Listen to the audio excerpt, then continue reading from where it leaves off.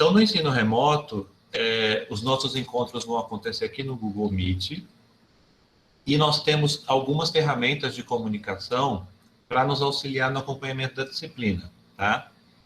Então, além do Google Meet, na plataforma do Google, a gente tem um canal no YouTube com o nome da disciplina, né, Vigilância em Saúde, onde vão existir 2 tipos de vídeos. Uns vídeos que estão na playlist que eu validei, então tá lá, vídeos validados pelo professor, que vocês devem assistir para poder realizar as atividades que são feitas nas aulas práticas, tá bom? Então, quem ainda não visitou o canal, eu deixei 2 vídeos lá de introdução explicando mais ou menos como é que funciona a dinâmica, mas teve pouca visualização. Então, eu não sei se todos que estão aqui assistiram esses vídeos, tá? Então, vão lá, tem um cadastro, um formulário de cadastro que você precisa preencher, está na descrição de um dos vídeos. Só 8 pessoas me responderam esse formulário até hoje. Então, eu preciso que quem não respondeu ainda responda lá.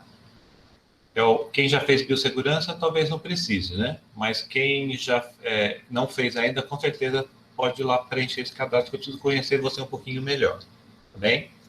Então, além do YouTube, nós também temos o Instagram, que a gente usa para registrar algumas atividades que vocês fazem ao longo da disciplina, tá bom?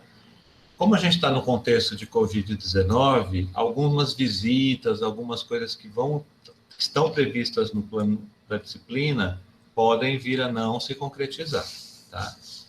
Então, essa coisa do Instagram serviria para a gente registrar fotos da visita, pequenos vídeos, entrevistas, tá bem? E tem também o TikTok, que é mais para a gente registrar coisas engraçadas, assim, mas que não deixam de ter seu valor no seguinte sentido de que todos nós podemos visualizar, comentar, discutir. São ferramentas para não deixar a gente desgarrar, tá? Então, eu queria que vocês soubessem disso. Nós temos um WhatsApp também para essa disciplina, que é essencialmente para comunicação de eventualidade. Por exemplo, a Maria Gabriela entrou agora aqui, mas vamos imaginar que a Emily também entrou. Vamos supor que elas não tivessem conexão comigo agora, né? Então, para justificar a ausência, alguma coisa relativa à aula, vocês podem entrar em contato comigo pelo WhatsApp, tá bom? Não me mandem atividades, não me mandem roteiros pelo WhatsApp. Tudo isso a gente vai trabalhar via e-mail, que a disciplina também tem um e-mail que a maioria dos alunos receberam. Eu só fiquei sabendo que entraram mais 10 alunos na disciplina de ontem para hoje. Então, alguns de vocês estão enturmados, mas não receberam nenhuma comunicação minha, porque eu também não estava sabendo, né? Então, quando eu fui conferir, eu falei, deixa eu dar uma conferida ali para ver se... Porque o colegiado me solicitou a autorização para matrícula de 8 alunos. E aí, quando eu vi, tinha 21. Falei, nossa, vou ver se eu vou conseguir levar, né? 21 alunos. Mas acho que vai dar tudo certo. Se vocês sentirem que está mais difícil, a gente pode até subdividir as aulas dentro do mesmo horário, para não ficar, para todo mundo poder ter chance de participar, falar. Se vocês acharem que está muita gente, assim, a gente pode subdividir esse horário, né? Dividir no meio, para poder ajudar vocês a participarem mais, tá bom? Os meninos que já estão em biossegurança, ajudem os colegas, né? Porque a dinâmica é a mesma, tá? A única exceção é que nós não temos tantos roteiros teóricos como a gente tem na biossegurança, tá bem? A gente vai ter mais roteiros práticos. E aqui a gente vai ter sempre uma prática seguida, aliás, uma aula teórica e depois uma aula prática, né? Então, depois que o ritmo pegar, né, a gente vai poder falar de um assunto e fazer a prática logo em seguida, o que é ótimo. Mas essa primeira aula é o nosso primeiro encontro, né? Então, eu preciso explicar algumas coisas, preciso saber o que vocês já sabem, tá bem? E a semana que vem tem outro feriado, né? Então, nós vamos ter algum andamento diferente aí da disciplina. Então, depois que essa aula terminar, eu vou mandar um e-mail para vocês que vai ter o plano de ensino da disciplina, para vocês consultarem, para vocês verem como que vai ser a avaliação, o peso que tem as atividades, como é que se dá o conteúdo, quais são as aulas que a gente vai falar aqui, tá bem? Lembrando sempre que o foco nosso aqui, qual é mesmo? Preparar vocês para atuação na área de vigilância, em saúde e vigilância. Como eu falei, a vigilância em saúde se desdobra, né? Na vigilância epidemiológica, na vigilância sanitária e na vigilância ambiental, tá bom? Então, esse é o foco aqui. Para a gente poder falar sobre visitar os programas, os sistemas de informação, os bancos de dados, fazer práticas sobre prevalência de doenças, sobre levantamento de casos, preenchimento de fichas, né? Tudo isso faz parte do sistema de vigilância. A gente precisa voltar um pouco. Nós precisamos, antes de iniciar, eu poderia muito bem começar essa aula falando de ESUS. Acho precoce. Eu preciso saber se vocês todos ouvem as palavras com os mesmos significados na área de saúde coletiva, tá? Então, tem gente aqui que já fez disciplina de saúde coletiva, tem gente que não fez, tem gente que já fez mais coisas, a gente vem de outro curso da área da saúde. Então, vocês podem ter significados diferentes para as mesmas palavras, e aí não é legal. Então, a gente vai gastar um tempinho dessa aula, deixa eu ver aqui, acho que no máximo uma meia hora, para a gente ouvir vocês.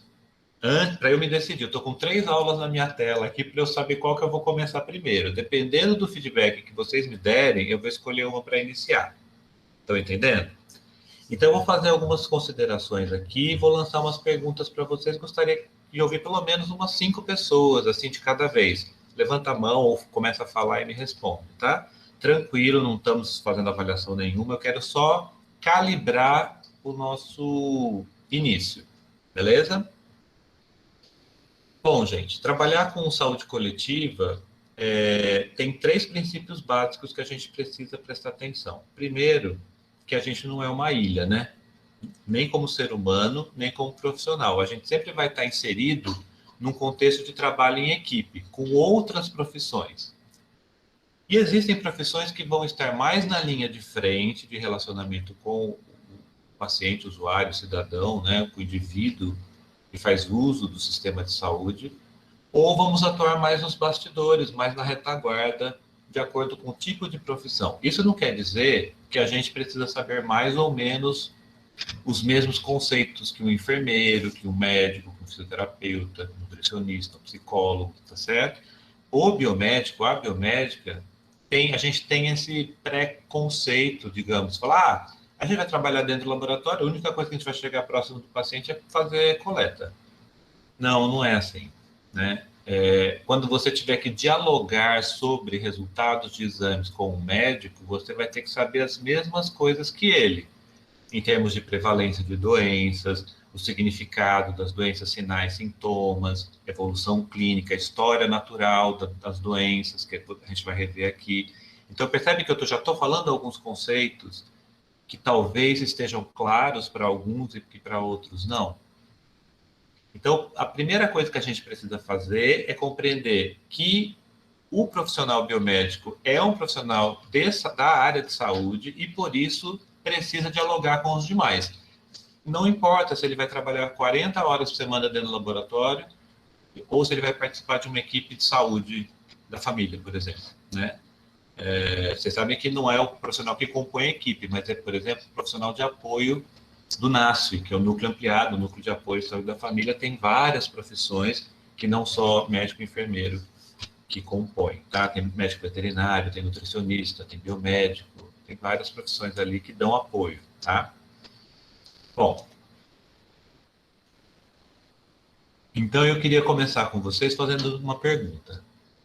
Para você, e aí eu vou escolher aí 5 pessoas para falar comigo, tá? Como que você pode definir saúde? Como é que você fala assim, olha, eu preciso de um conceito de saúde? Eu gostaria que as pessoas que fossem responder não repetissem as mesmas coisas que a primeira falou, tá? Vão ver conceitos um pouco diferentes, um pouco variados. Sem olhar para copiar do Google, nada disso. Eu quero só que vocês me digam, tá? Quem gostaria de responder isso? O que é saúde? Aldo, Eu abriu o acho que microfone? saúde está voltada ao tratamento de doenças, né? A profilaxias contra diversos tipos de agentes, né, patógenos. Também abrange tudo que se relaciona ao bem-estar, né? Eu acho, na minha opinião, o ser humano, por exemplo, o seu praticar esporte já é um fator de saúde para ele prevenir problemas cardíacos, etc. Tratamento psicológico, por exemplo, também para mim correlaciona também com saúde e etc. Compreendi. Mais alguém poderia me dizer um conceito de saúde, ou o conceito que você tem sobre saúde? Ana Carla, quer falar? Professor, assim, pensando um pouco, eu acho que um dos significados de saúde, pensando, eu acho que é relacionado ao funcionamento ideal dos sistemas que, que compõem nosso corpo, porque, de uma certa forma, o que desestabiliza, a gente não caracteriza como algo saudável. Então, quando a gente entra em saúde, a gente trata agentes externos que acabam estabilizando nosso corpo e a gente sai da saúde, né? A gente não está saudável. Então, acho que para mim Correto. é parte. Uhum. Estou fazendo anotações aqui para depois eu pontuar, tá bom? Outro aluno, por gentileza. Eu acho que Paola. saúde não é exatamente algo, saúde é mais um conceito que engloba diversas coisas, como animais, ambiente e pessoas. E quando une tudo isso, forma esse conceito que tem ligação com o que os outros alunos já falaram, né? A questão de bem-estar do ser humano, a questão do bom funcionamento do organismo, entre outras coisas. Ok. Emily também já se manifestou aqui. Depois eu vou ler, tá, Emily? Mais alguém? Eu posso falar. Minha câmera não tá ligada por conta da internet, tá? Não tem Porque não tá problema. ajudando muito, Agora- aí eu mantive desligada para não travar. Agora, como que eu pronuncio o seu nome? Joanã, Joana, beleza. Então, bora lá. isso. Para mim, saúde é a ausência de doença, mas eu acho que o conceito de saúde ele vai muito além do corpo. Eu acho que diz muito também sobre acesso na nossa sociedade, que não é só você querer ter acesso à saúde, é você possibilitar ter acesso a locais e a oportunidades que lhe permitem ser uma pessoa saudável. A gente sabe que hoje o conceito de saúde ele não está muito ligado só ao querer, mas a possibilidade que você tem de acessar lugares que lhe permitam ser uma pessoa mais saudável. Compreendi. Ok. Preciso de só mais uma manifestação. Boa tarde. Breno? Pois não. Então, saúde seria o bom funcionamento do nosso corpo. E como a colega reiterou aí, seria também aquilo que infere nesse bom funcionamento. Tipo, uma doença, um animal, um parasita, até outro tipo de coisa que infere nisso, tem que ser estudado também. Entendi. Ótimo, já deu para eu ter uma ideia. Acho que alguns concordaram acho que com algumas falas, né, com algumas manifestações. Teve a Emily também que concordou com o Aldo, né, e definiu como bem-estar, completo bem-estar do nosso corpo, né. Veja, não existe uma definição mais correta ou uma definição errada sobre saúde. Quer ver? Eu vou falar algumas definições que talvez vocês encontrem por aí. Vamos imaginar que a pessoa pergunta para mim: o que é saúde para você? Eu vou dizer para ela assim: saúde para mim é Deus. Tudo que vem de Deus é saúde.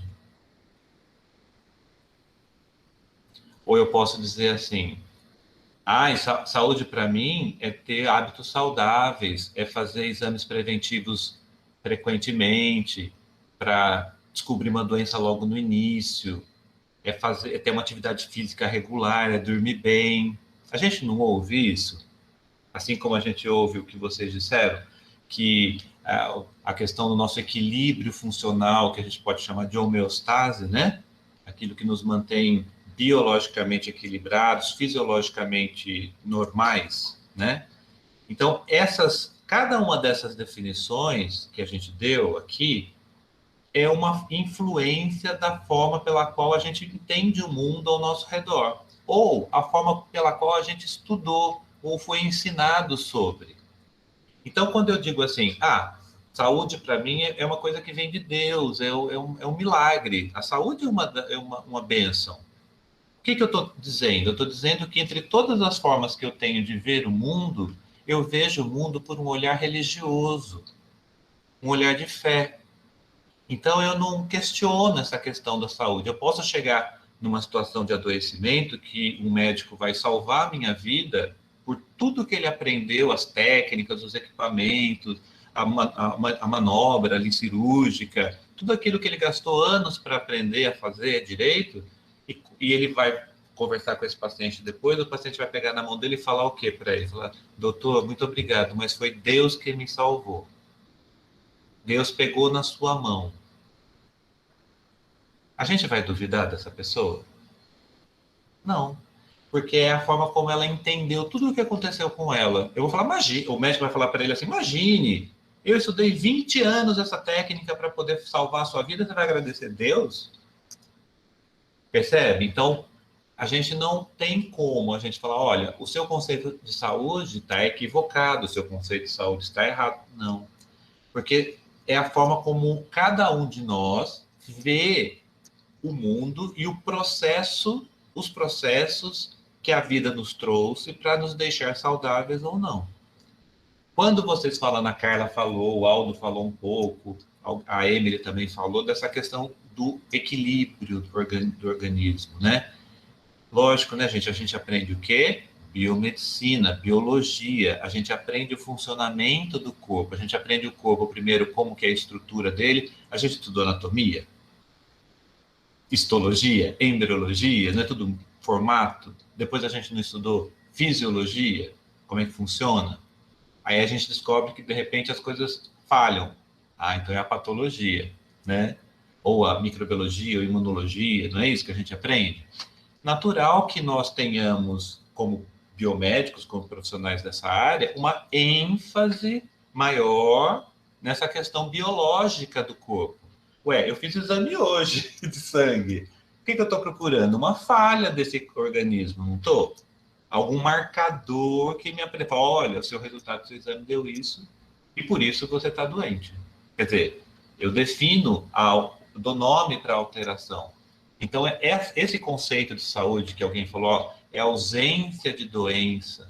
Eu faço o exame, se o exame dá negativo, tudo ok.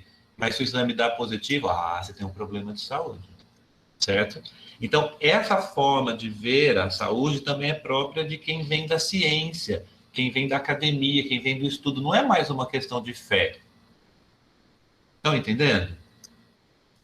E aí alguém disse, agora eu me perdi aqui, mas a pessoa me disse assim, professor, eu acho que foi o Joana. Ele falou assim, professor, eu concordo que essa questão aí tem a ver com o biológico, mas também tem a ver com o ambiente, com o acesso que a pessoa tem ao serviço de saúde, ou a lugares, ele falou assim, a lugares que a pessoa tenha, que seja saudável. Se eu estou enganado, ele me corrige, mas foi mais ou menos isso. Sim, veja, ele já está introduzindo as relações o quê? Sociais, sociopolíticas, certo? Por exemplo, vamos supor uma situação, a pessoa é 100% saudável, biologicamente, o corpo dela funciona do jeito que a gente falou aqui, em homeostase absoluta, tá certo? Tá, mas se quando o corpo dele não funcionar adequadamente, ele não tiver acesso à saúde, ele vai adoecer. Quando ele não tiver acesso aos serviços de saúde, se ele não puder fazer um exame, se ele não puder conversar com um profissional, se não tiver acesso a uma vacina, ele vai adoecer. Certo? Então, essa circunstância coloca outra maneira de ver a saúde. Ela coloca a saúde num campo social.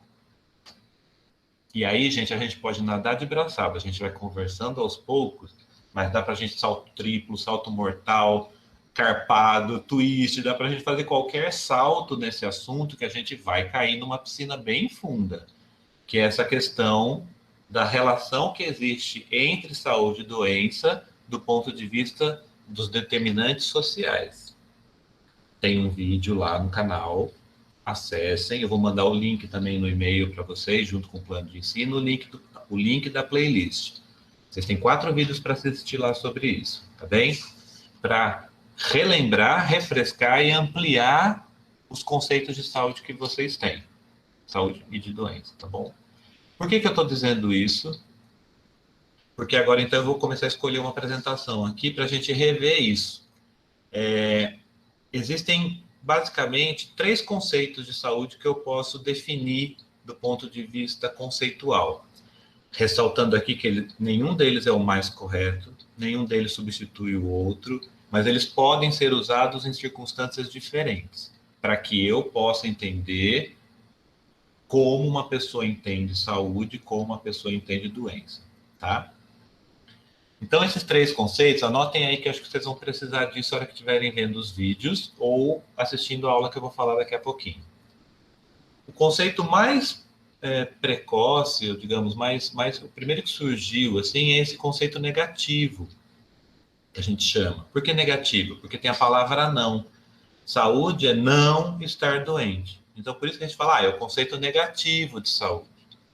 Aquela pessoa, quando ela fala que o corpo o biológico funciona, tudo direitinho, está em equilíbrio, a gente está ouvindo que argumentos do conceito negativo. Se o corpo funciona, ele não dá sinal, não dá sintoma, então a pessoa tem saúde. Estão entendendo? Então, essa fala destaca o conceito negativo de saúde. Saúde é não estar doente, saúde é ausência de doença. Compreender?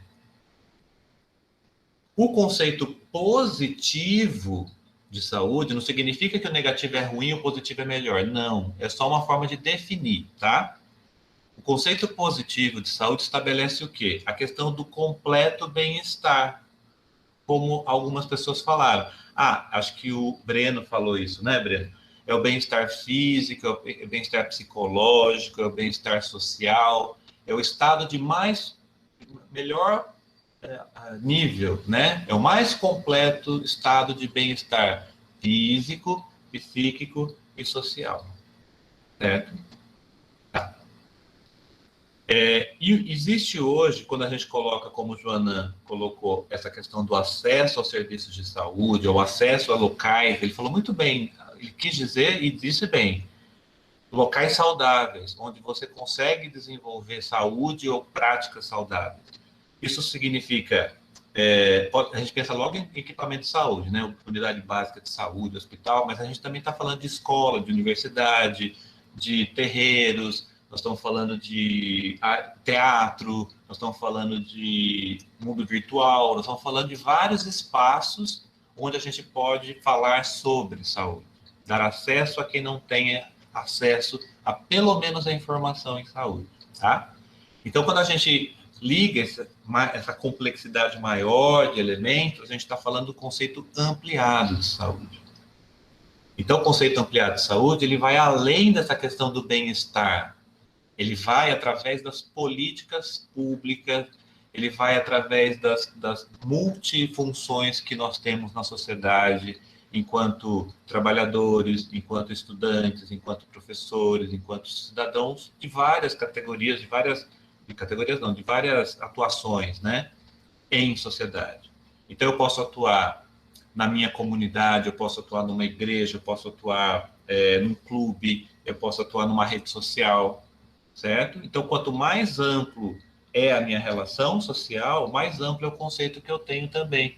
A saúde depende, então, da minha renda, da minha escolaridade, do meu lazer, do meu trabalho, da minha segurança, da qualidade da água, da quantidade e da qualidade de alimentos que eu consumo, do ar, certo? Então, aí eu torno várias condições para estabelecer, falar aquele indivíduo, aquele cara ali é saudável. Porque ele tem vários mecanismos pelos quais ele está em locais que são saudáveis, como o Joanã falou. Ele está numa relação social produtiva, ele tem um trabalho, ele tem alguma atividade ligada à promoção à saúde, é voluntário, tá certo? Então, tem essas questões envolvidas aí. Então, entenderam? Nós temos aí pelo menos 3 conceitos de saúde: o negativo, o positivo e o ampliado, tá? Deixa eu ver se eu consigo puxar mais alguma coisa aí. Alguém consegue relacionar estes conceitos com alguns eventos históricos que ocorreram no mundo? Por que o conceito negativo, ele está associado a que tipo de influência? Ou, por que mudou do conceito negativo para o conceito positivo? Alguém tem essa informação? É Débora que levantou a mãozinha? Isso. Ô, professor, então, o senhor falou sobre algum contexto histórico, daí eu lembrei da Idade Medieval, né? Foi uma época assim que teve foi um momento que o mundo todo estava assim, tava numa, digamos assim, deixa eu procurar a palavra certa para usar. Nas trevas? Isso, tipo assim, tava meio que começando a surgir coisas como a medicina, né, conhecimentos desse tipo, e houve aquela epidemia, né, pandemia, na verdade, da peste negra, que a saúde era um bem, assim, meio que quase inalcançável, né, porque era uma doença que ela não fazia essa distinção, né, de classe social, né, você tinha pessoas que estavam ali em cima no castelo, mais protegidas, entre aspas, mas que também poderiam pegar essa doença por conta dos vetores dela, né, que eram as Na época pulgas ninguém que sabia, estavam mas era nos transmissão, ratos. entendi. E aí, eu acho que foi um momento assim histórico que essa parte social assim ficou bem, digamos assim, que a doença ela meio que não fez essa distinção tanto, né? Apesar de que a gente sabe claramente que as pessoas que tinham condições mais baixas sanitárias, por exemplo, né? Elas tinham mais essa possibilidade de desenvolver essa doença, mas quando o senhor Então, falou antes, naquela época, eu não entendi. sabia. Naquela época, Débora, então as pessoas que estavam doentes, elas tinham lesões, né? Na pele, sangravam pelos olhos. As pessoas viam os sinais da doença, não é? Isso. Então, entende por que saúde é ausência de doença? Tem razão.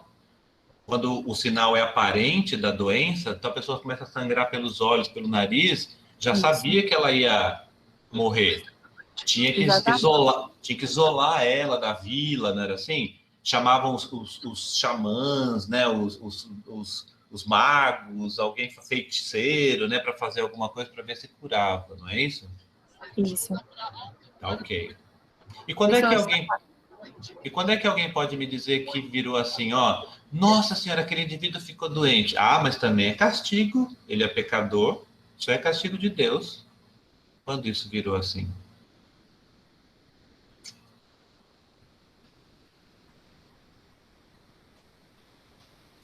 Quem pode associar isso? É um pouquinho depois da Idade Média, mas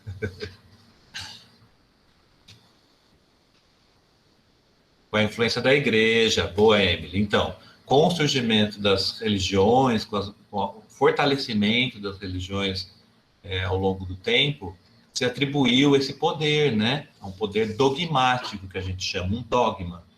Por exemplo, eu não estou discutindo as religiões, mas eu vou dar um exemplo só para ficar claro isso para vocês. Todos os católicos, quem aqui é católico, não pode duvidar que uma mulher é capaz de dar à luz de um filho virgem, porque isso é um dogma da Igreja Católica, a Virgem Maria. Ou que uma mesma entidade pode entrar em 3 lugares simultaneamente ao mesmo tempo. Pai, Filho e Espírito Santo, certo? Ou que você possa fazer a transubstanciação. Quando a gente vai fazer a comunhão, não tem o momento da missa que o padre avisa que ali está presente o corpo e o sangue de Cristo? Quem é católico não pode duvidar, porque aquilo é um dogma. Então, se a igreja, na época, né, histórica, final da Idade Média, como ela está falando aí, antes do renascentismo, né, determinava que aquilo era pecado e a pessoa tinha aquela doença como uma resposta de Deus, um castigo, ninguém duvidava, certo? Então, essa influência também de saúde e ausência de doença, ou a saúde é uma conquista divina, vem muito dessa época. Já no renascentismo, o que a gente tem? Um avanço das filosofias, da ciência. A gente vai ver, eu vou acabar acho que projetando um pedacinho aqui para vocês entenderem um pouco melhor de onde vem, como que esses conceitos vêm evoluindo. Só quero destacar uma mudança de ponto aí. A saúde como ausência de doença, ela é bem caracterizada quando as doenças não manifestam sinais ou sintomas. Todas as doenças manifestam sinais ou sintomas aparentes, visíveis, que qualquer pessoa pode ver? O que vocês acham? Me fala uma doença aí que não dá sinal, nem sintoma. O HIV até 10 anos, né? Sim. Mas o HIV não é uma doença, é? Porque uma vez eu vi um conceito de que HIV não seria uma doença, porque a pessoa não morre de HIV, e sim de outras doenças. HIV é uma doença. É uma doença, né? Uhum. Tem a depressão também, que não tem Opa, quem falou aí, por favor? Breno. A Fala um depressão pouquinho também, mais alto, tá baixinho. acho que é o fone. Tem a depressão também, que não mostra sinais tão aparentes, mas destrói tão igual a pessoa. As doenças psicossomáticas, que a gente chama psicológicas, né? Isso, de fato, é uma boa definição. Por quê? Ela não é aparente. Os traumas não são manifestados por sinais e sintomas, é coisa da nossa cabeça, né? Então, veja, durante a evolução da história, houve alguns momentos, né, que foi determinante essa mudança. Vou dar uma dica. Esse conceito positivo de saúde vem da Organização Mundial da Saúde. Foi ela que criou esse novo conceito, que saúde é o completo bem-estar físico, psíquico e social, em 1948. Por quê?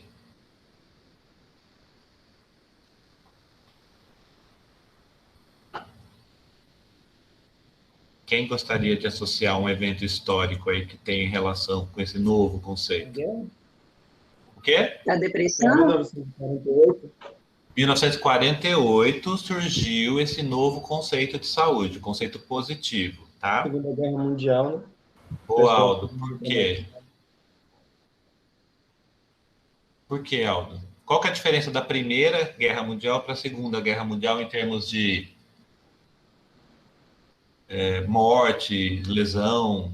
Proporção, né? Uso de gás, as bombas, por exemplo, do Hiroshima e Nagasaki. O pessoal primeiro, porque realmente a Europa foi devastada, né? Então, o pessoal mesmo, os civis, ficaram traumatizados.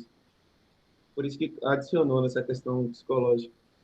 Isso, veja só. Então, entre a Primeira Guerra Mundial, as pessoas perdiam, quando não morriam, perdiam partes do corpo, né? Tiro, braço, perna, pé, mão, estourava bomba, ficava lesionado, né? Então, eram lesões aparentes, visíveis. Existiam traumas de guerra, mas eram menos reconhecidos do que na Segunda Guerra Mundial, onde a quantidade de pessoas com problemas psicológicos estourou, né, os traumas de guerra. Então, a Organização Mundial da Saúde prestou atenção nisso. Falou, olha, existem doenças que não são físicas, não são visíveis e deixam as pessoas mais doentes do que se fossem.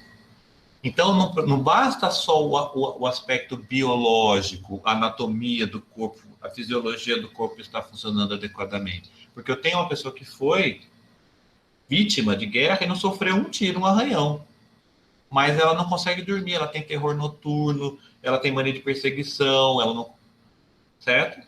Então, para incluir essa nova forma de entender o adoecimento moderno na época, né, como consequência dos traumas de pós-guerra, é que surgiu essa necessidade do conceito positivo de saúde, incluindo a parte mental. Olha, saúde é o mais completo bem-estar físico, psíquico e social, certo? Então, veja como ao longo do processo histórico, da historicidade, a gente está recortando várias partes da história do homem aqui, né, da história da civilização. Está até ficando meio esquisita essa história aqui que eu estou contando, mas o importante é que a gente está destacando os pontos que foram, o quê?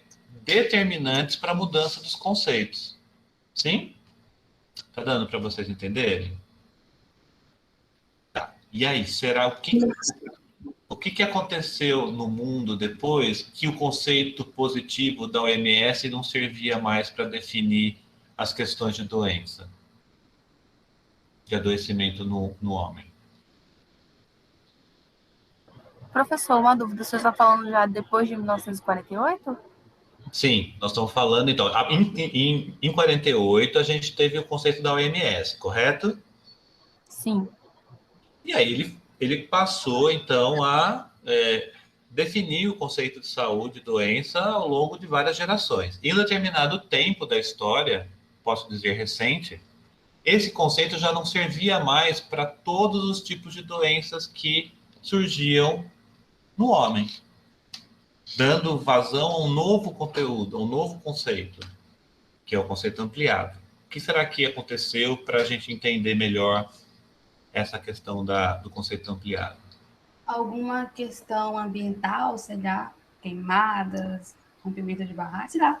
qualquer coisa, assim, acho que saúde também envolve meio ambiente, então alguma coisa deve ter acontecido. Mas eu não lembro de cor. Também e não só.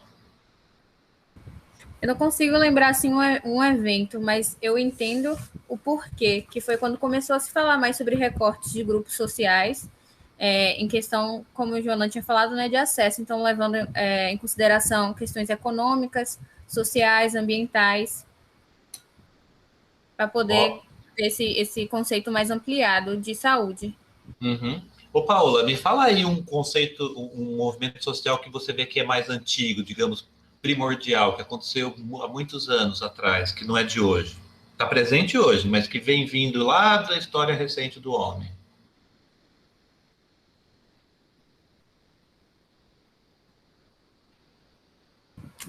Eu penso na questão de trabalhadores e burguesia. Boa, vamos lá, vamos puxar esse fio aí. Sim. Vamos falar do movimento feminista? Das mulheres trabalhadoras? Como isso aconteceu? As mulheres antes, a sociedade era patriarcal, sim? O que significa isso? Eu não consegui ouvir, pode repetir, por favor? Desculpa. A sociedade se organizava no final do século, do meio para o final do século XX, né? Também no começo do século XX, numa sociedade patriarcal. O que isso significa? Todas as relações sociais giravam em torno da figura do homem, né? Tipo, o homem como centro. Como o centro do processo social, né? Da família, do sustento, do trabalho, e a mulher cumpria as obrigações domésticas, vamos dizer assim.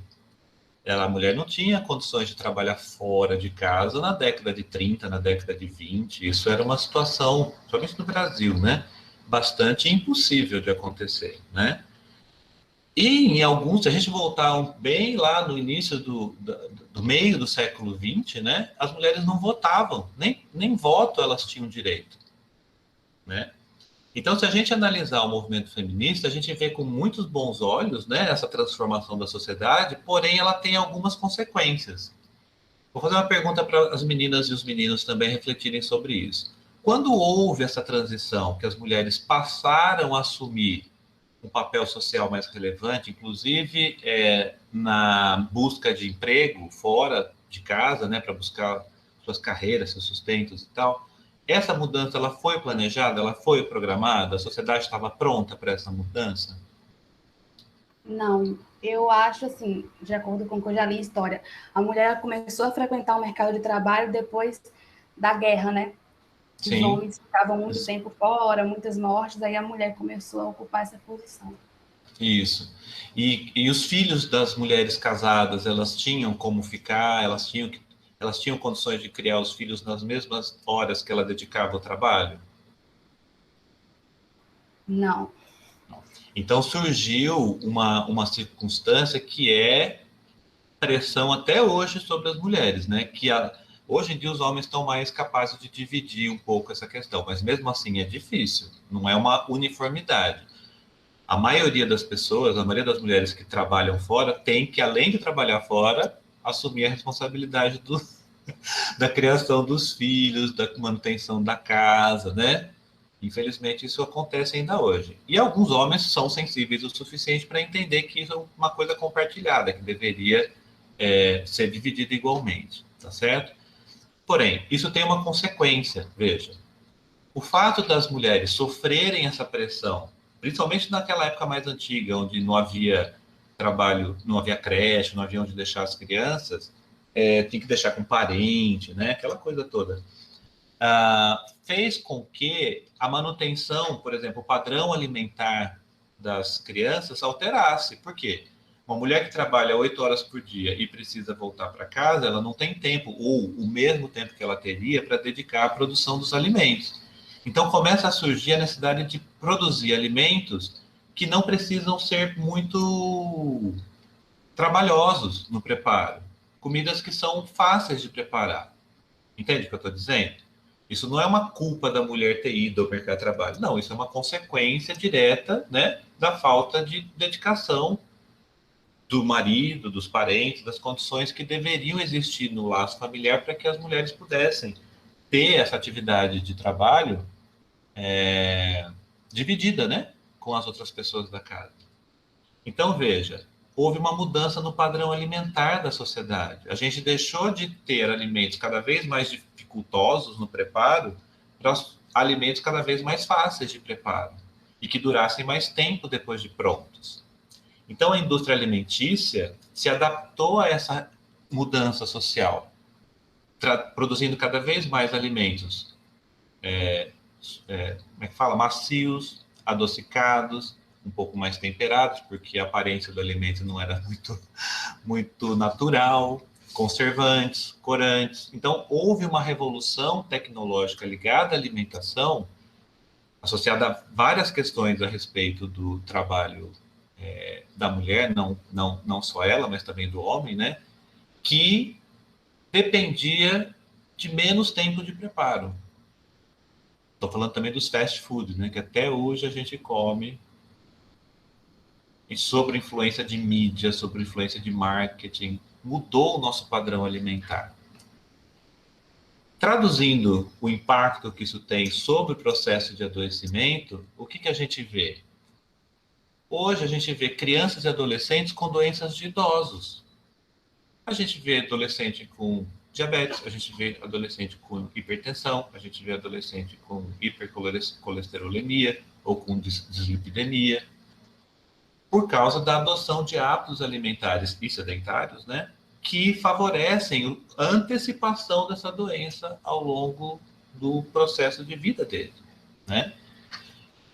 Então, essas mudanças sociais, eu usei a questão da revolução do trabalho, principalmente envolvendo as mulheres, como exemplo, mas existem inúmeras situações que isso aconteceu, envolvendo homens, envolvendo não só as mulheres, tá? Quero deixar isso claro, é só um exemplo. Que nos conduziu a hábitos que não são necessariamente saudáveis, sobre influência de comportamento, sobre influência de mídia. Hoje, veja, no Brasil, a gente tem no cigarro, na propaganda do cigarro, um elemento de advertência para o uso daquela substância, não é verdade? Não sei se vocês já viram um cigarro por aí, mas tem lá, ó, fumar causa câncer, fumar provoca necrose, fumar tem não sei quantos elementos nocivos, venenos. Isso agora, porque na década de 70 era bonito fumar. Todos esses influenciadores digitais que vocês conhecem hoje, todos os galãs das novelas, todo mundo fumava. A cada 10 propagandas que existiam na televisão, 9 era sobre bebida e cigarro.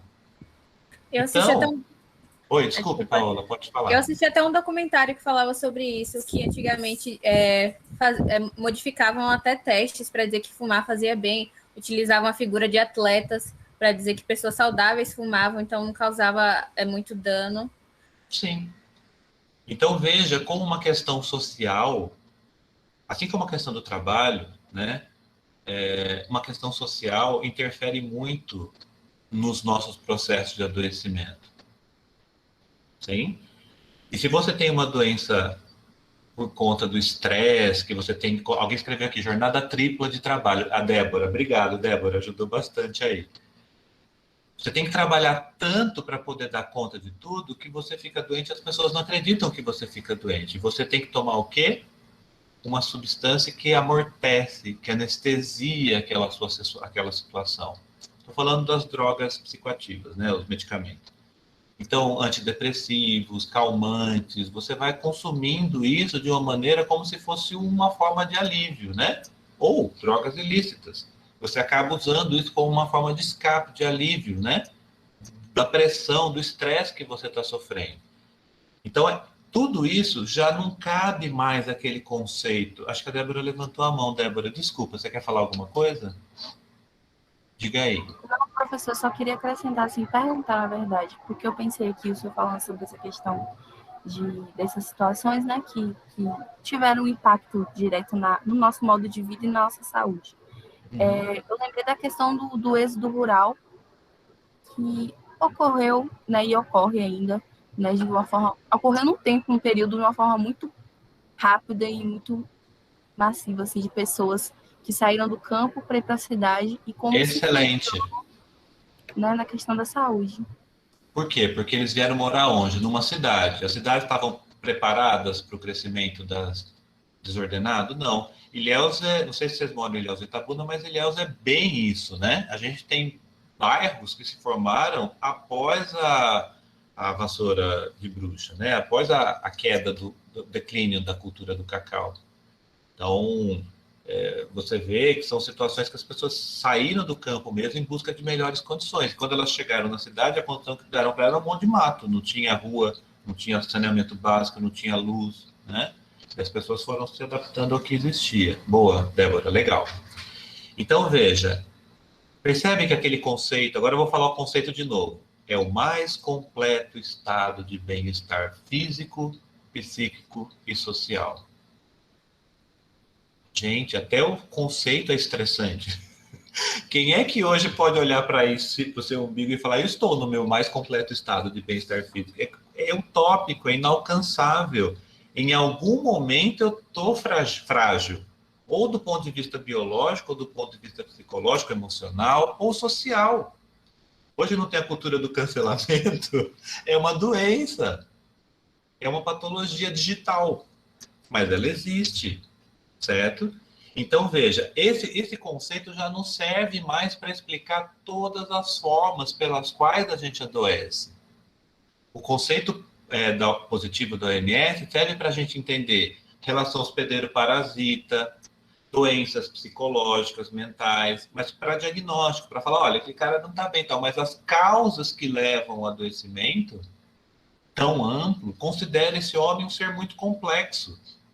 Não é só mais essa relação da imunidade do indivíduo contra a virulência do patógeno. Não. Eu preciso saber em que contexto aquele indivíduo está inserido para entender que ele pode estar adoecendo por outras causas.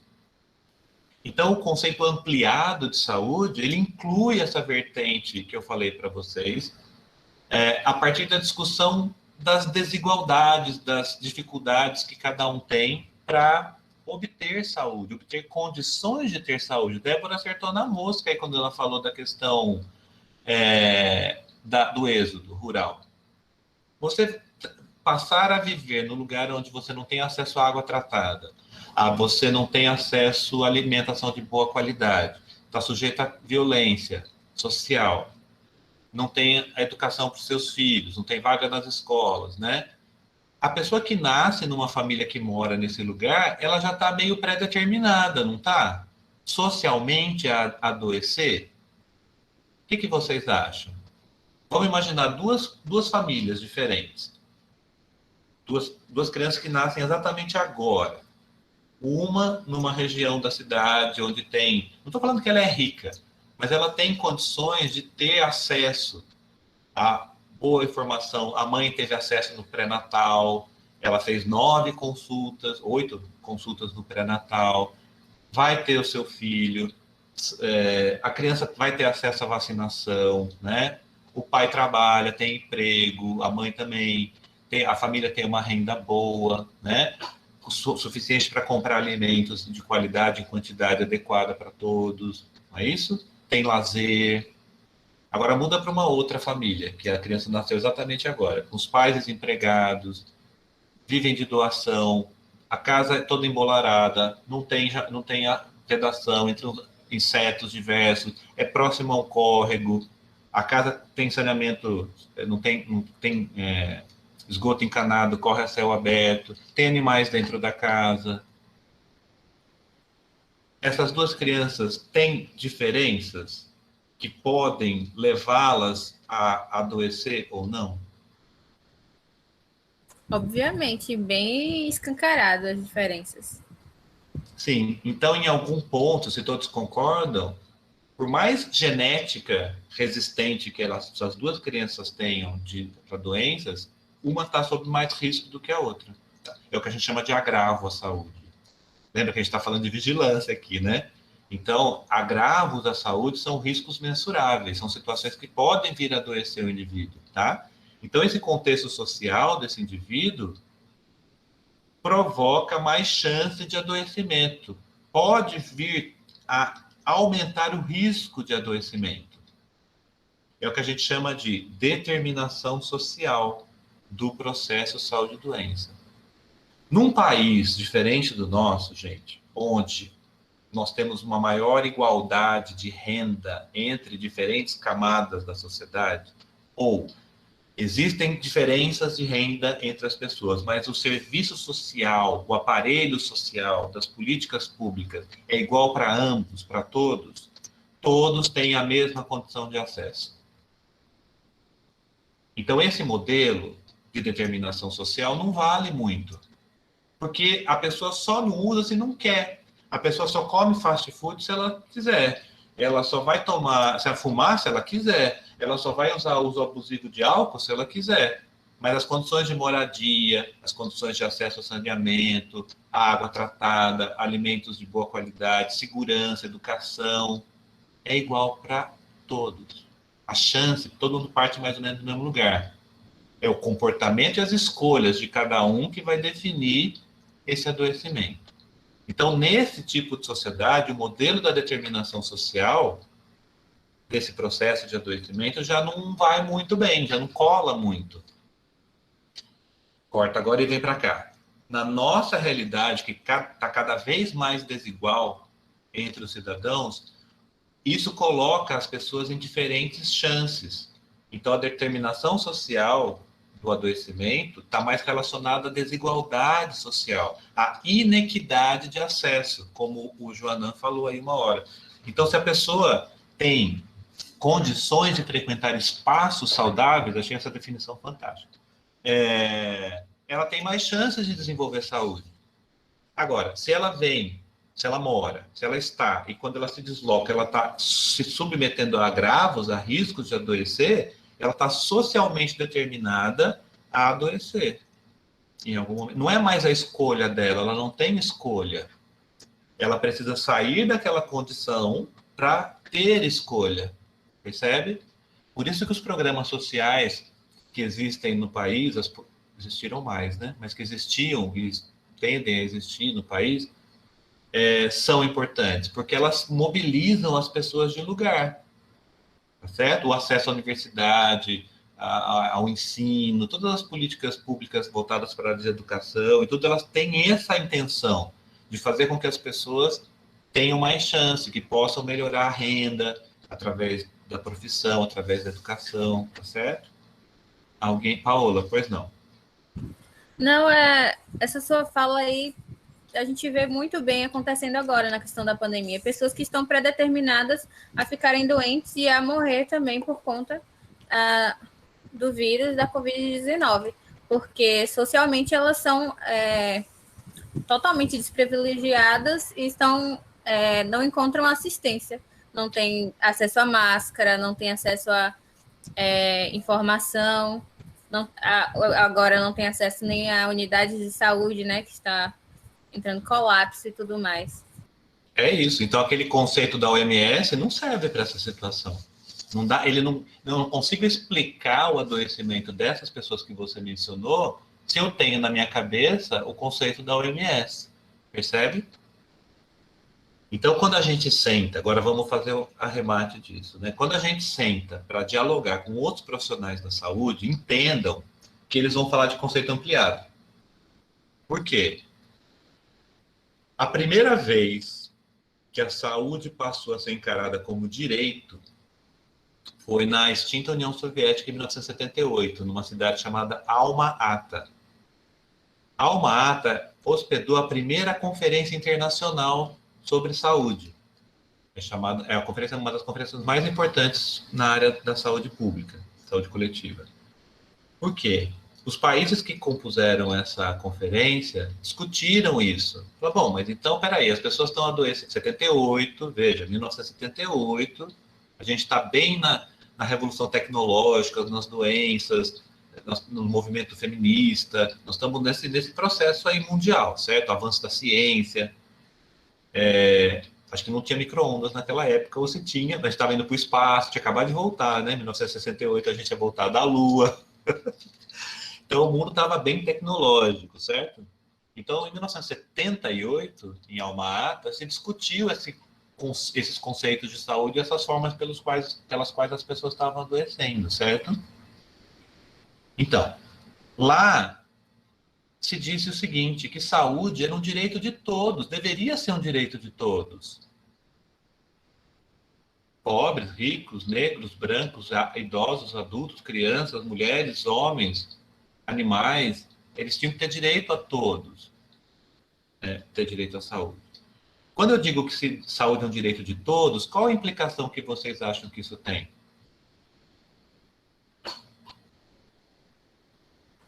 Se é direito, tem alguém que tem que garantir. Ou então, se eu falar assim para vocês, vocês têm direito a um iPhone 12. O que vocês vão falar? Cadê o meu? Cadê o meu? Então, a primeira vez que alguém falou que saúde era um direito, as pessoas falam, bom, se é um direito, então eu quero ter, não é? Então, a partir de 78, a gente coloca no mundo um cenário de discussão sobre políticas e direitos relacionados à saúde. Consequência da Declaração de Alma Ata, saúde é um direito de todos. Quando a gente fala saúde é um direito de todos, vem uma luzinha no fim do túnel aí do Brasil, né? Alguém lembra de alguma coisa? Quando eu falo, saúde é direito de todos. A Constituição. E dever do Estado. Então, entre 78 até 1988 são 10 anos, certo? Por que eu estou falando de 1988? Por causa da Constituição Federal, que até hoje vigora no país, certo? De 78 até 88 aconteceu tanta coisa, gente. Foi a época mais maravilhosa de se viver no Brasil, eu acho. Porque em 1986 eu estava lá. Quer dizer, eu estava lá não, eu estava vivo. Eu vi isso acontecer. Em 1986, ocorreu uma Conferência Nacional de Saúde em Brasília. Por conseguinte, não sei se vocês sabem, mas foi nessa conferência que nasceu a profissão de vocês. Foi na Conferência Nacional de Saúde, em 1986. 85 e 86, que foi a época que houve a discussão, a conferência durou um tempão, né? Os deputados da Assembleia Constituinte foram eleitos para o quê? Escrever a Constituição. Então, foi o momento mais maravilhoso, na minha opinião, que o Brasil viveu, porque a gente traduziu todas essas necessidades que a gente precisava enquanto sociedade e tinha gente para escutar. As pessoas escutavam, os políticos estavam lá para escutar. E eles escreveram o que todos os profissionais da saúde, estudantes, médicos, naquele tempo não tinha biomédico, mas farmacêutico, estava todo mundo escrevendo o que era a saúde, o que queria que a saúde fosse. Isso foi para onde? Na Constituição. Então, o artigo 196, pesquisem, vejam lá como é que está escrita a definição de saúde na lei maior do Brasil. Qual é o conceito que está lá? Será que é o conceito negativo? Será que é o conceito positivo ou será que é o conceito ampliado? Quem puder fazer uma busca aí rapidinho, vê. Artigo 196 da Constituição Federal de 88 ou 89, né, que ela foi promulgada em 89. Pode ver, pode procurar. Veja aí. Alguém vai me ler essa definição. Ai, que português ruim. Alguém vai me ler? Vai ler para mim. Professor? Pois não, Ana Carla. Quer que eu leio? Já está aí na sua tela? Não, é o artigo 196, né? Isso, pode ler, por favor. A saúde é direito de todos do Estado, garantindo mediante políticas sociais e econômicas que visem a redução do risco de doença e de outros agravos, e ao acesso universal e igualitário às ações e serviços para a promoção, proteção e recuperação. Isso. Veja, não é o conceito negativo nem o positivo, é o conceito amplo, conceito ampliado. Parabéns para a nossa Constituição, porque ela tem a definição mais moderna que existe até hoje no mundo sobre o que é saúde das pessoas, tá? Depois que a Constituição foi promulgada em 89, nós tínhamos no Brasil um sistema de saúde todo fragmentado. Depois a gente vai ver como é que começa o sistema de vigilância, e vocês só vão entender isso com a evolução da história da saúde pública no Brasil. Por isso que tem um videozinho lá na playlist que conta os últimos 50 anos da história do Brasil, que vocês têm que assistir, para ligar uma coisa a outra, entendeu? Então, o que eu estou dizendo aqui é o seguinte: antes da Constituição de 89, o sistema de saúde no Brasil era todo separado, não era organizado nacionalmente como é hoje. Então, tinha diferença entre os estados, tinha diferença entre as categorias profissionais. Existia o hospital do servidor público, hospital da polícia militar, certo? Então, esse tipo de separação dava diferença para a gente, no tipo de saúde que a gente tinha, tá? E praticava. A partir da promulgação da Constituição Federal de 89, veio uma nova lei, uma lei que foi assinada pelo Fernando Collor de Mello, em 1990, que operacionalizou o SUS. O SUS foi criado, o Sistema Único de Saúde, na Constituição Federal, mas ele saiu do papel através da Lei Orgânica da Saúde. Não sei se já estudaram isso. Lei Orgânica, né? De 1990. Essa Lei Orgânica da Saúde falou, ó, agora vai funcionar o SUS desse jeito. Estados e municípios vão se organizar, mais ou menos como a gente vê hoje, tá bom? E aí sim a gente vai entender o porquê da vigilância. Como que o biomédico passa a atuar nos sistemas de vigilância? Porque aí ele se organiza nacionalmente e nós vamos ter uma história aí que eu vou contar nas próximas aulas para vocês de como que o sistema de vigilância, o Sistema Nacional de Vigilância em Saúde, surge no contexto do SUS. Beleza? Então eu precisei fazer esse resgate com vocês, porque se eu começasse agora a falar de vigilância em saúde, vocês iam prestar atenção, mas vocês iam entender por quê, né? Então, para a gente entender como que a vigilância atua, a gente tem que conhecer o conceito ampliado de saúde. Não adianta a gente estudar vigilância em saúde com o conceito negativo na cabeça, com aquele conceito que a gente começou aqui. Ah, é o exame, é o aspecto biológico, tá? Não casa essa informação de vigilância em saúde, tudo que a gente vai fazer com esse conceito, tá bom? Repare, não estou falando que o conceito é errado. Falei? Não. Eu só falei que ele não se adapta, tá bom? Então, nesse sentido, para algumas coisas em saúde, a gente vai continuar usando o conceito negativo. Toda vez que você furar o braço de uma pessoa para tirar sangue, para fazer exame, você está usando o conceito negativo. Saúde é ausência de doença. Saúde é ausência de doença. Porque se o exame der normal, a pessoa está saudável. Ok, está errado? Não está errado. É isso mesmo. Naquele modo de fazer, naquele modo de executar, é o conceito negativo mesmo, tá? Agora, para a vigilância, eu preciso entender que existem outras dimensões do homem, outras dimensões humanas, que vão ajudar a explicar doenças que vão ser notificadas. Ao longo do nosso caminho aqui, a gente vai ver que você, como biomédico, vai assinar vários laudos lá, e dependendo do laudo que você assina, você precisa imediatamente informar o sistema de vigilância. É uma atribuição profissional do biomédico, tá certo? Então, acho que nós situamos aqui agora um pouco a disciplina, tá? Eu vou abrir para algumas perguntas, por favor, ou algumas dúvidas, comentários.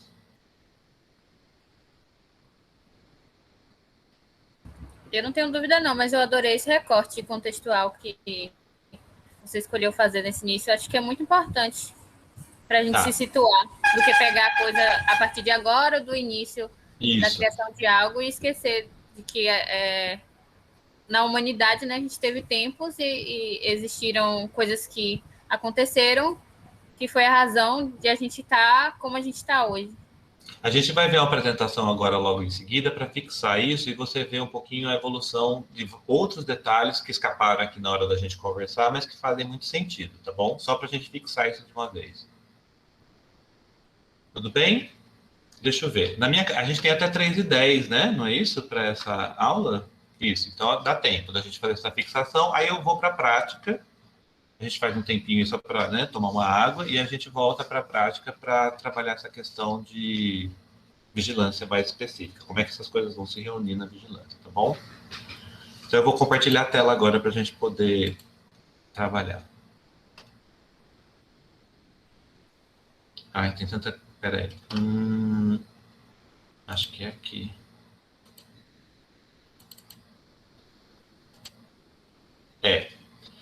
Vocês estão vendo a tela, gente? Não. Não.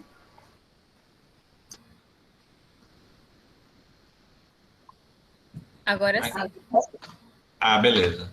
Então, esse é o mapa conceitual, o mapa mental que a gente fez na pós-graduação aqui da UESC, de saúde, Ciências da Saúde. A Aline Araújo, Bolívar, Landi e o Vinícius Essa são alunos foram alunos já defenderam, são mestres em ciências da saúde e a gente trabalhou isso lá. Então, eu vou trazer aqui para vocês até certo ponto para que vocês consigam fixar essa história, a evolução histórica dos conceitos de saúde, beleza? Peraí, não é aqui não. Aqui.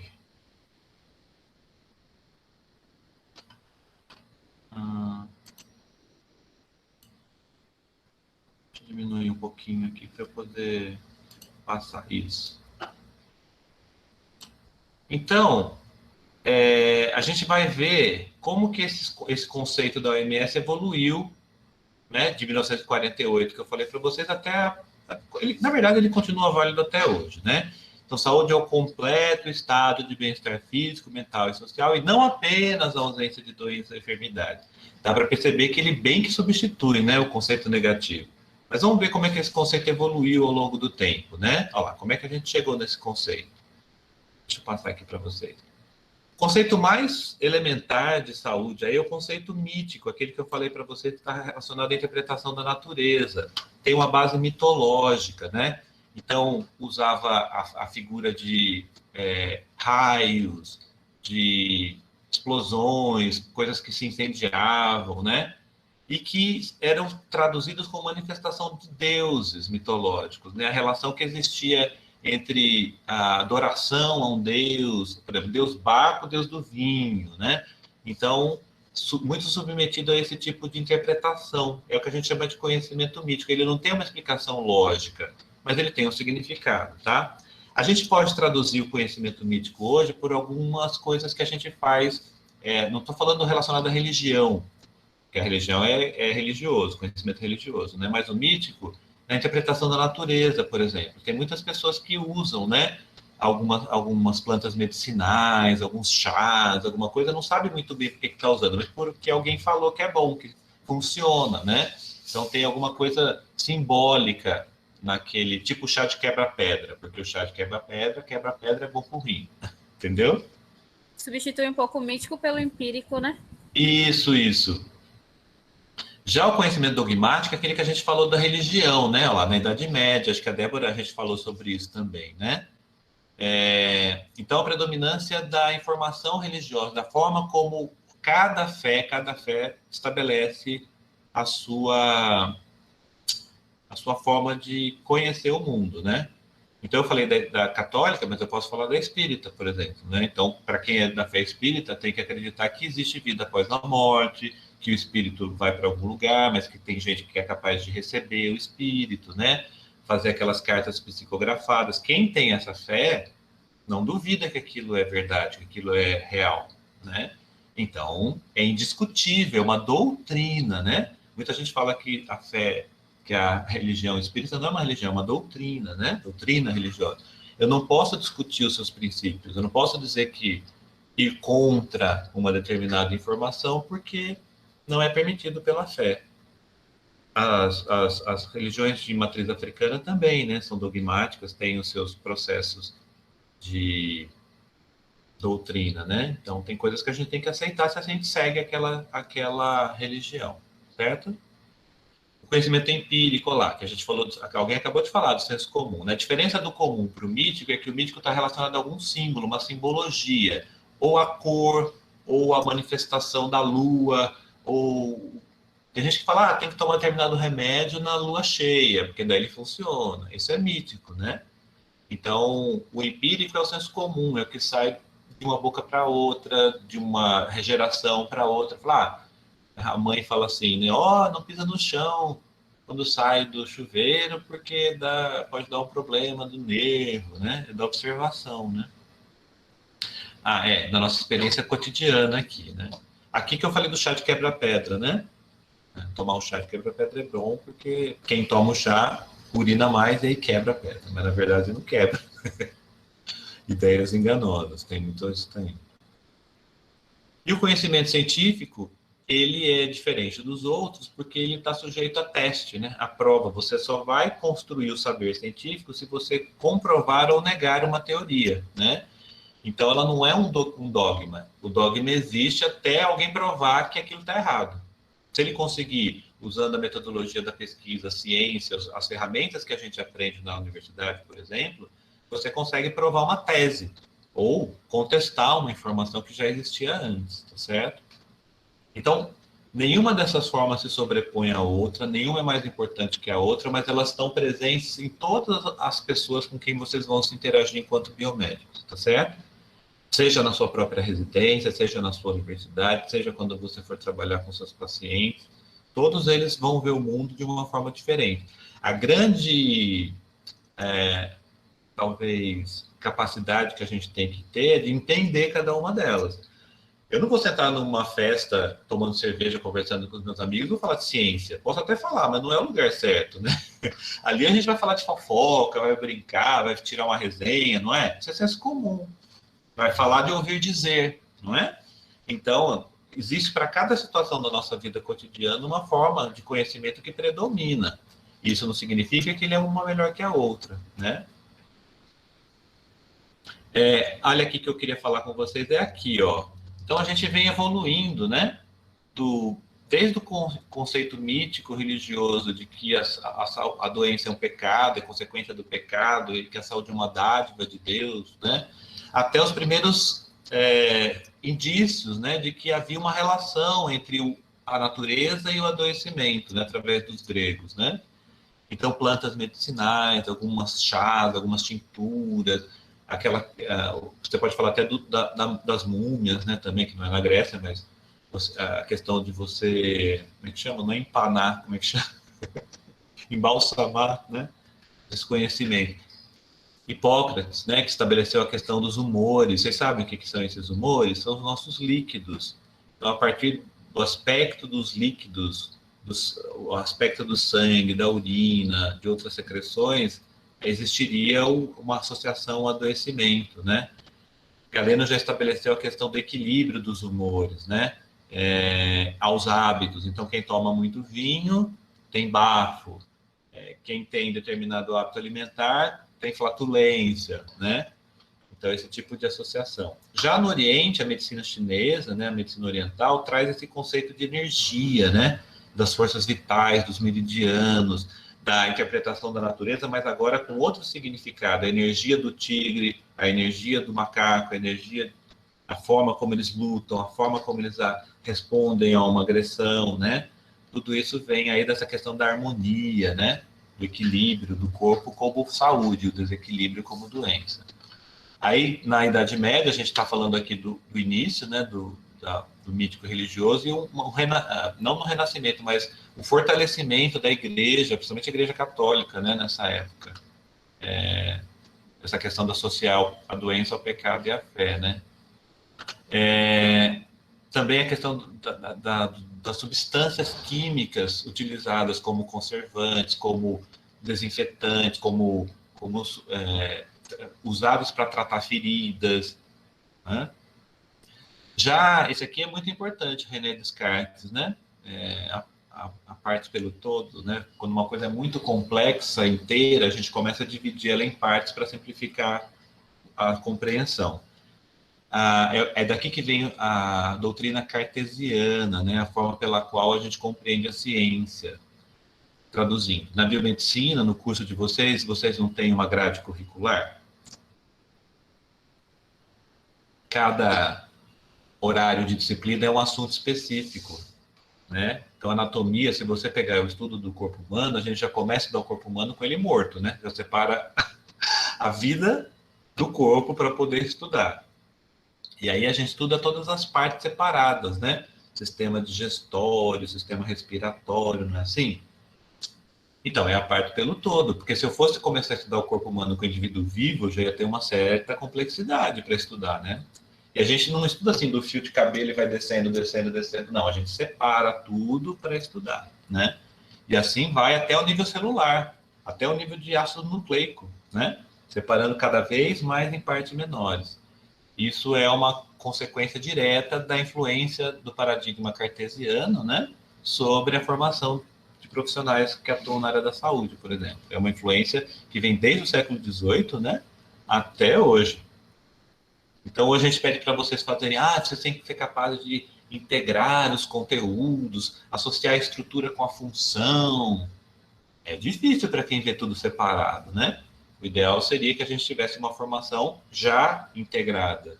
Ao invés de estudar morfologia, a gente estudar morfofisiologia, as ciências morfofisiológicas, as ciências fisiopatológicas.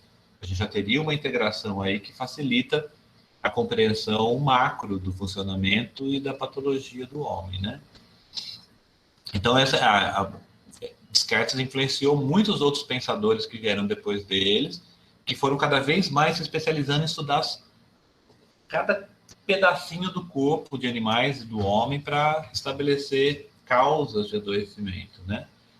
No Renascimento, principalmente na França, na Europa, né, surge a questão da ciência romântica, vamos dizer assim, onde as doenças refinavam a arte e tornavam as pessoas mais charmosas, mais produtivas. Então, vem os poetas, os pintores, os intelectuais, aquela questão do absinto, né? Da pessoa beber até quase morrer para poder fazer uma obra que fosse conhecida no mundo inteiro, né? Então, é uma influência nesse conceito de que a doença refinava a arte, né? E aí vem no final do século XIX aqui, né, Pasteur, que identifica, né, em vários micro-organismos a capacidade de causar doença. E aí vem a questão da, olha, antes de cada parto agora, os médicos vão ter que lavar as mãos, né, vão ter que usar uma substância para matar micro-organismos, porque as mulheres que estão morrendo no parto, não é culpa delas, é culpa do médico que está com a mão suja. Então surge a questão da pasteurização, de você ferver e conservar os ambientes, os alimentos, para eles não estragarem, né? A partir de 1500, né, gente, a gente tem a descoberta das Américas, os novos continentes, isso traz para a gente a entrada do europeu na mata, em contato com os índios, né? E aí o surgimento de doenças que não existiam para eles, aí chumbo cruzado, né? Não existia nem para os índios e foram contaminados, e também não existia para os europeus, foram contaminados.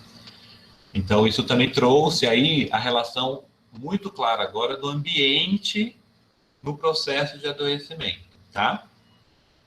Já no final do século XIX, bom, agora você deve estar conhecendo bem John Snow, né? Porque ele foi usado recentemente para explicar como que a Covid espalhou no mundo, né? Então, foi a primeira. O John Snow é considerado o pai da epidemiologia, porque foi a primeira relação clara de causa e efeito no espalhamento de uma doença, né? Lá em Londres. Acho que você deve ter ouvido falar dessa questão da fonte de água contaminada, né? Que ele conseguiu monitorar cada pessoa que ia buscar água naquela fonte e aquela pessoa depois ficava doente, provando que a fonte de contaminação era a água, tá? Então, toda a epidemiologia moderna se concentra muito nesse estudo histórico, né? Muito importante.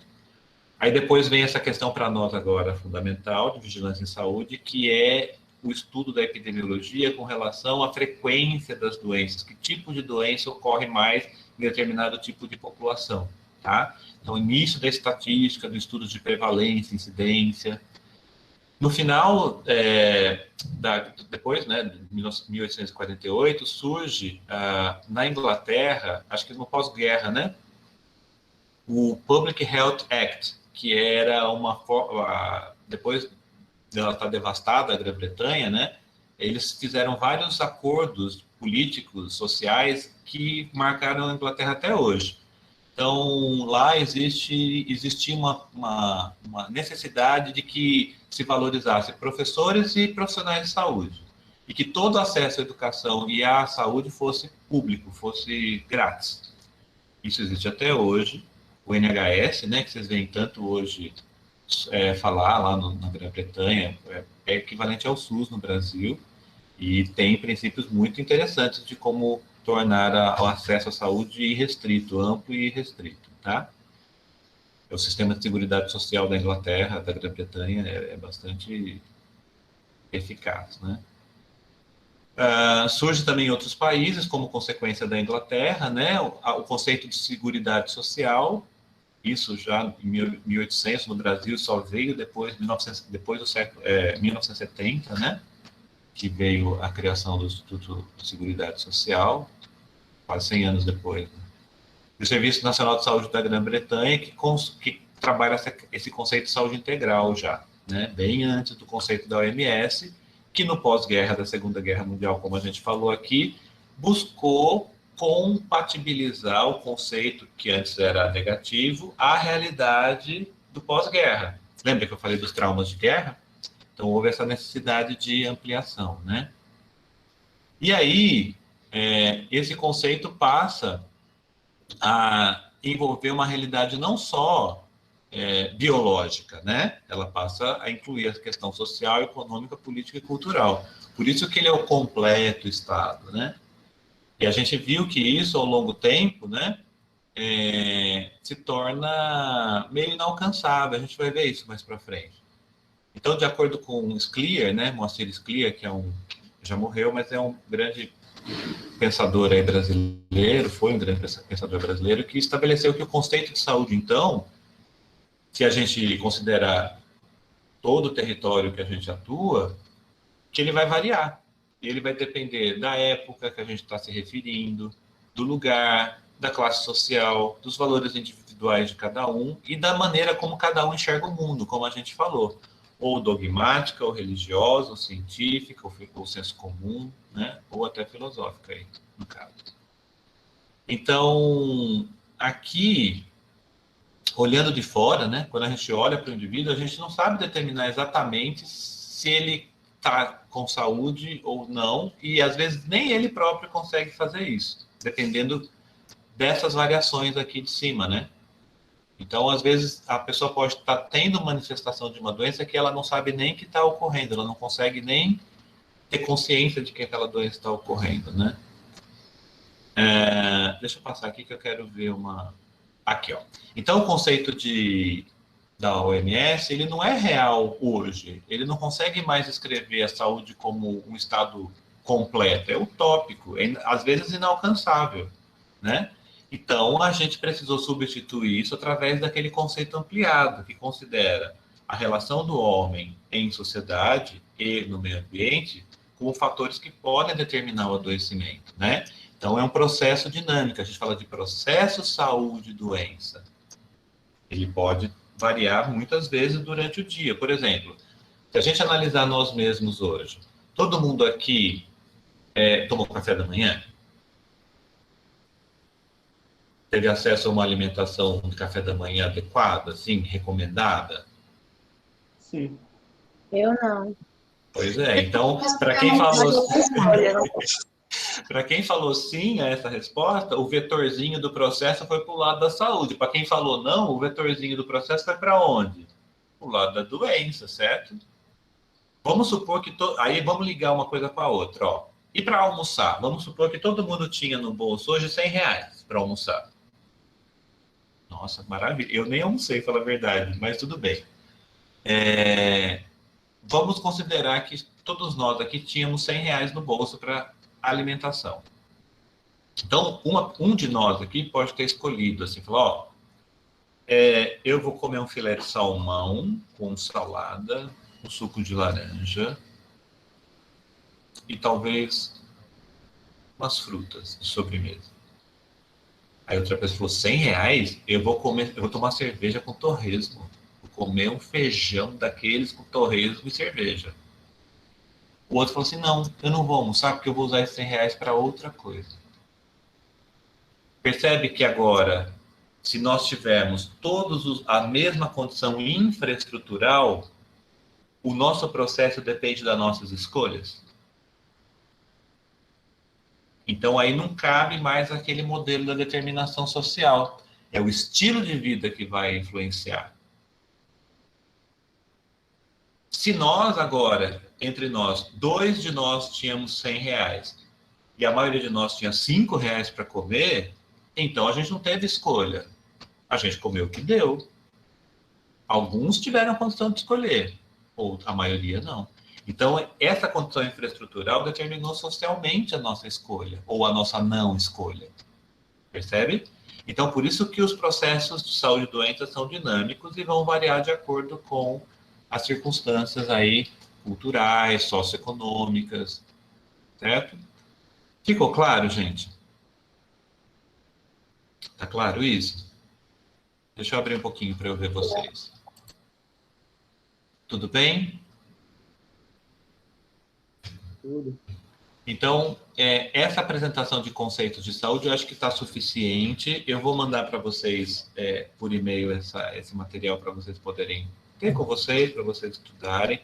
Não se esqueçam que tem os vídeos da playlist que vão falar sobre determinação social do processo de saúde e doença. Acho que agora vocês vão poder entender um pouco melhor, no sentido que eu quis homogeneizar aqui para a gente partir para a vigilância. Beleza? Quero alguém para perguntas. Temos um tempinho ainda aí.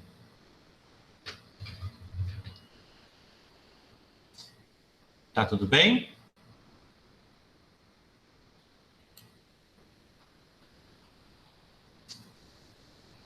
Tá. Então, agora eu só vou pedir para vocês abrirem as câmeras para eu fazer o registro da presença, beleza? É um instante só. Isso. Podem abrir, vai.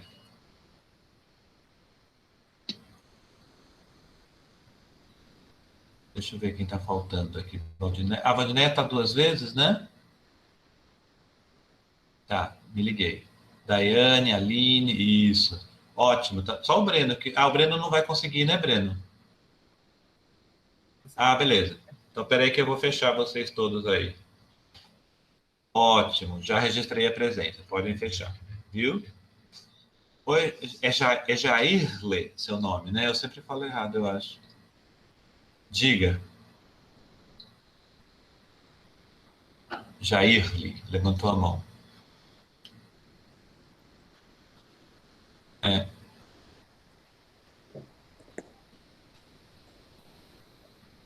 Pode falar.